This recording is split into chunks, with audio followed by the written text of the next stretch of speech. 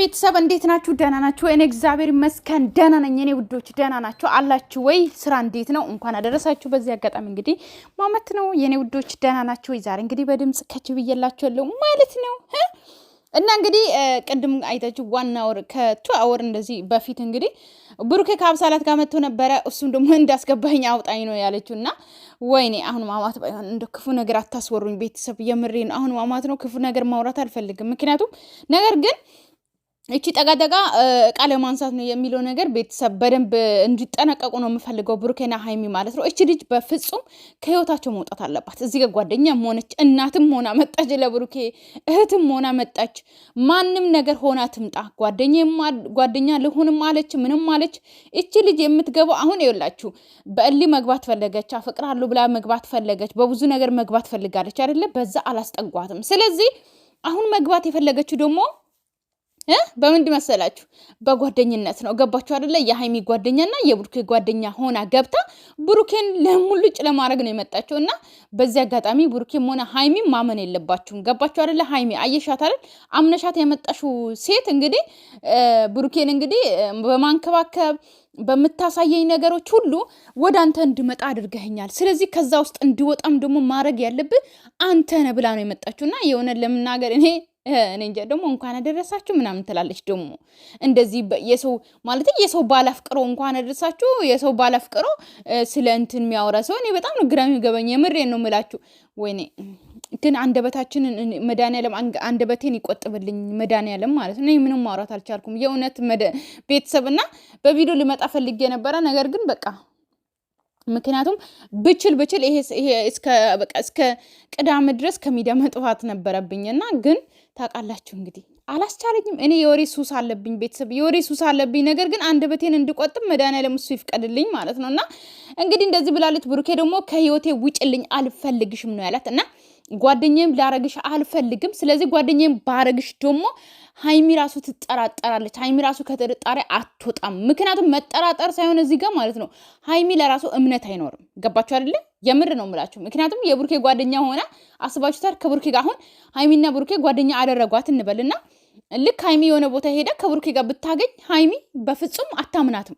ብሩኬ ላይ አንድ ላይ አግኝታ ይችን ልጅ አታምነውም ብሩኬን ማለት ነው። ገባችሁ አይደለ? ስለዚህ ምን ማለት ፈልጌ ነው ጓደኛም ሆነች ምንም ሆነች እንኳን ጓደኛ ምናምን አይደለም ጎረቤት ራሱ እንዳታረጓት። ገባችሁ አይደለ? ያጠገባችሁ የቤታችሁ ጎረቤት ራሱ እንዳትሆን እቺ ልጅ ማለት ነው። ገባችሁ አይደለ? ስታልፉ እንኳን ማየት አለባችሁም እንደዛ አይነት ሰው። ምክንያቱም ለራሱ ክብር ያለ ሰው፣ ለቤተሰቦቹ ክብር ያለ ሰው ራሱን ያስከብራል። ገባችሁ አይደለ? ግን እቺ ደግሞ ለራሷን ክብር የለም፣ ለቤተሰቦቿን ክብር የለም፣ ለሴት ልጅም ክብር የላትም። ምክንያቱም ሴት ልጅ ባለትዳር ወንድን አፍቅራ በግድ የኔ ካልሆንክ ብላ ለምና አልሆንላት ሲል ደግሞ ፍቅር ጓደኛ አድርገኝ እህት አድርገኝ ብላ ለምን አትመጣም? ምክንያቱም የትኛው ሀገር ነው ፍቅረኛ አድርገኝ ብላ አፍቅራ የመጣች ሴት ወይም ደግሞ በጣም ወደዋለሁ ምናምን በቃ የኔ ነው ብላ የምታስብ ሴት ሎርማን እንደ ጓደኛ የምታስበው የትኛው ሴት ነው? አታደርገውም። ገባችሁ አይደለ? ስለዚህ ሃይሚና ብሩኬ ማለት ነው ራሳችሁን ጠብቁ፣ ከነዚህ አይነት ሰዎች እራቁ። ኦኬ አሁን ማማት ነው። በዛ ላይ ደግሞ ፋሲካ ደርሰዋል። ፋሲካን እናንተ አንድ ላይ ሆናችሁ ማየት ነው የምንፈልገው። የባለፈው ፍቅር ገዳም ሄዳችሁ ሰሞን የነበረው ፍቅር አንድ ላይ አሁን እንድትመጡ ነው የምንፈልገው። ገባችሁ አይደለ? የባለፈው አመት በዓል ታውቃላችሁ እንግዲህ እንዴ ምን አስባችሁ? ጥምቀት ላይ እኮ ተጣልታችሁ የማታውቁ ልጆች ጥምቀት ላይ እንኳን ፍቅር አልነበራችሁም። ስለዚህ አሁን ፋሲካ ሲመጣ ደግሞ ተኮራርፋችሁ መሆን የለበትም። ሲቀጥል ደግሞ ሃይሚ ደግሞ ከዛ ቤት አስወጣት ብሩኬ ማለት ነው። ፍሪደም መኖር አለበት። ገባ አይደለ?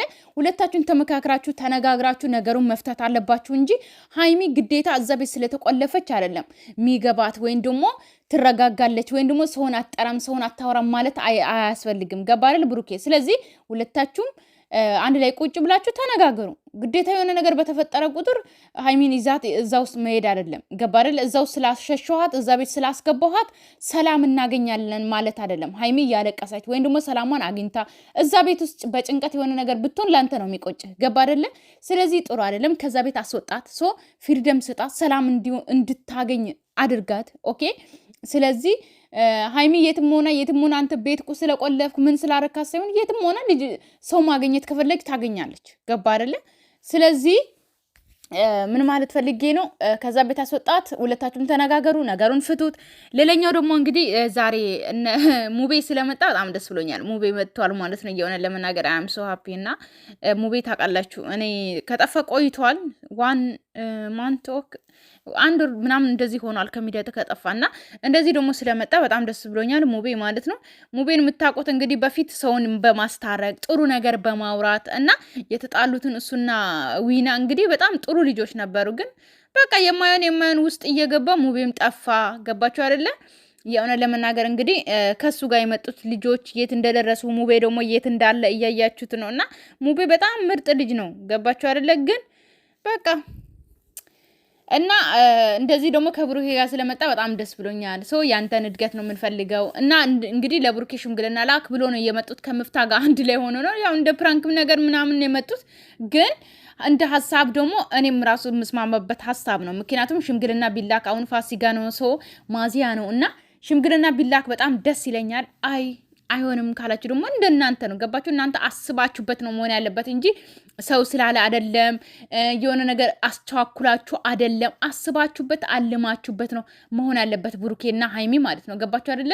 እናንተ ያስባችሁበት ሰዓት ነው መሆን ያለበት። ሴት ልጅ ደግሞ በድንገት የሆነ ነገር አይደለ አግቢኝ፣ እወድሻለሁ፣ አፈቅርሻለሁ፣ የኔ እንድትሆኝ እፈልጋለሁ ብሎ ተንበርክኮ የሚያገባትን ወንድ ነው እንጂ የምትፈልገው በድንገት የሆነ በቃ ይሄ አድርጌ ስለዚህ አንቺን በቃ አለ በሆነ ነገር ብቻ ለማሸሽ በድንገት የሚሆን ነገር ሳይሆን ቡርኬ አንተ በፍቃድ ኦኬ ስለምወድሽ ስለማፈቅርሽ ከኔ ጋር እንድትሆኚ ስለምፈልግ ወደፊት የልጆቼ እናት እንድትሆኚ ስለምፈልግሽ እና በቃ ያላንቺ መኖር አልችልም፣ አንቺ የኔ እንድትሆኚ እፈልጋለሁ። ስለዚህ ብለ መጀመሪያ ሽምግልና ልከ ለአባት እናት ግድ ነው። እኛ ጋር ሽምግልና ግድ ነውና ሽማግሌ ልከ ከዛ በኋላ ደግሞ በስነ ስርዓት ብትጋቡ የኛም ደስታ ነው። የእናንተ መጋባት እኛም እንፈልጋለን። ገባችሁ አይደለ? ስለዚህ እናንተ በስነ ስርዓት እንድትጋቡ ነው እንጂ የሆነ ችኩል አይደለም የምትጋቡ የምፈልገው እኔ በራሴ ማለት ነው። ገባችሁ? ስለዚህ እንግዲህ ቤተሰብ ዛሬ ሃይሚ አልመጣችም። የሆነ ለመናገር በጣም አዝኛለሁ፣ በጣም ማለት ነውና ሃይሚን ትመጣለች ብዬ ነበረ ቪዲዮም ሳልሰራ የቆየሁት። ነገር ግን ሃይሚ አልመጣችም እስካሁን። እንግዲህ እዛው ቤት ናት። ግን የኔ ውዶች ማለት ነው ያ ቤት ግን ታውቃላችኋል፣ ነግሬያችኋለሁ። አንድ ቪዲዮ ላይ የት እንደሆነ ቤቱ ነግሬያችኋለሁ። ስለዚህ ብዙም አታስቡ የኔ ውዶች ማለት ነው። የምታውቀው ቤት ነው እሺ ሃይሚ ማለት ነው። ስለዚህ ብዙም አያሳስባችሁ። ብቻ አንድ ላይ ቢመጡ ደስ ይባልኝ፣ ግን አልመጡም። እና ደግሞ ሌላኛው ደግሞ መናገር የምፈልገው እንግዲህ ብሩኬ ሲመጣ የሆነ ካሜራ እንደሚፈራ ነገር ነበረ እያሰበች ነበር ሱጃችን ማለት ነው። ገባችሁ አይደል?